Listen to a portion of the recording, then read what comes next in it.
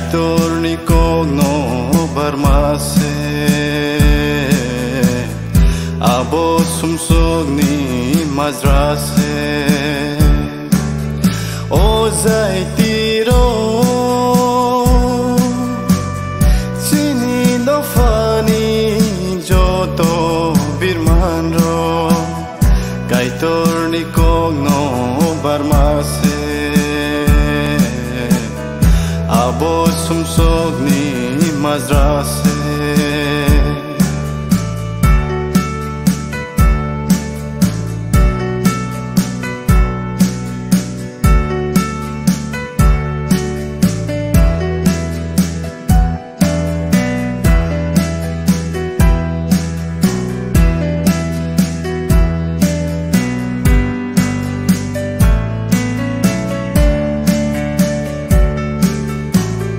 Kaito le sao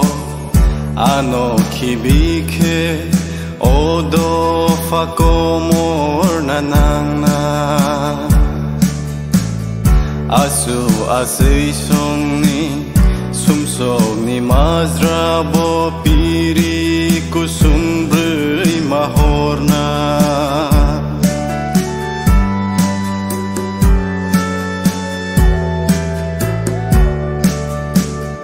Kaitor le sao ano kibike odo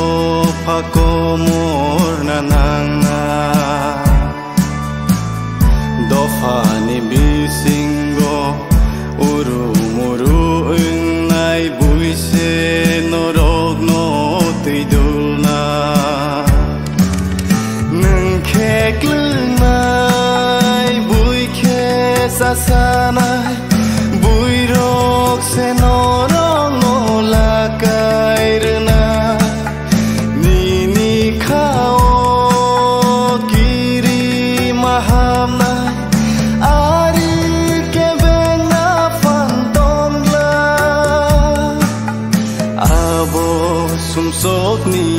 mazrase o zaitiro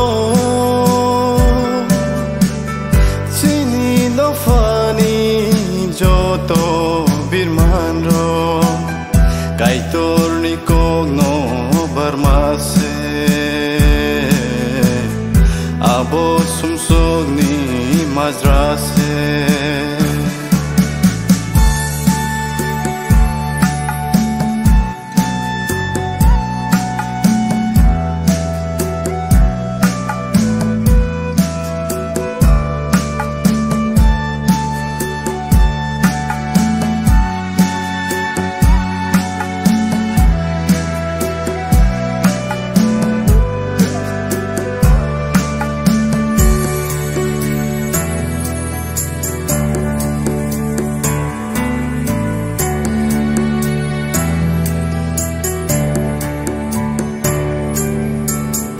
Norok ni besaro bui vai telang zagnai mungsa boklai manglang noro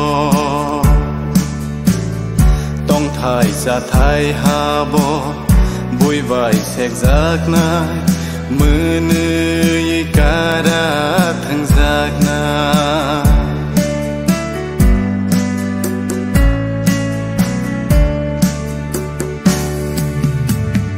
Norok ni besaro bui vai telang zagnai mungsa boklai manglang noro tong thok ma khatung ma khosori thangai thinang menakhe nubna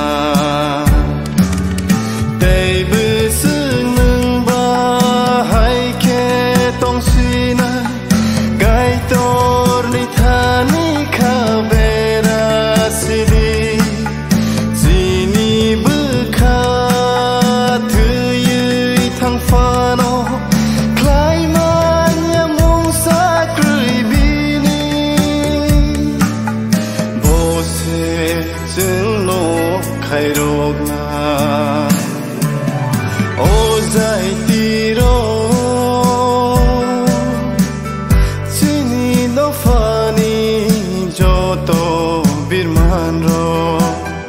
kaitor ni kogno